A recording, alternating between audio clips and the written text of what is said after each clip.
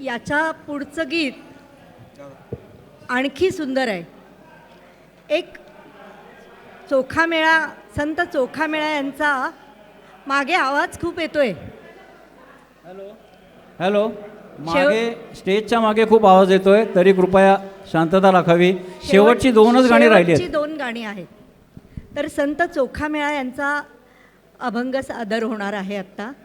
वारकरी संप्रदायातील एका अनेक संतांपैकी चोखामेळा एक होते. चोखामेळा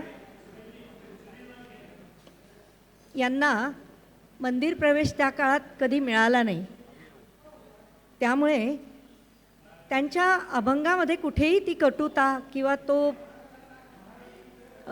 आपण म्हणतो एक दुःख कधी जाणवत नाही. उलट नामस्मरणाच्या प्रभावाने, विठ्ठल भक्तीच्या प्रभावाने एक आत्ममग्नता आली होती त्यांना. सर्व जाणीवा नेणीवांच्या पलीकडे जेव्हा जातो आपण, तेव्हाच विठ्ठल आपल्याला प्राप्त होतो.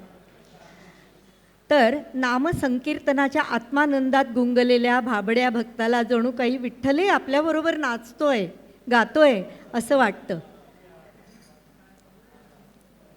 पुढचा जो अभंग सादर होतो आहे तो गायलेला आहे श्रीयुत शरद जाधव यांनी.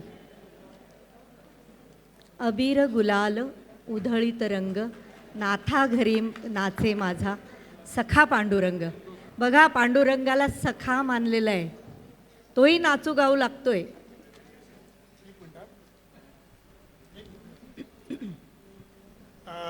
मला इथं पहिलं बोलायचं आहे तुमच्याशी एक मिनिट.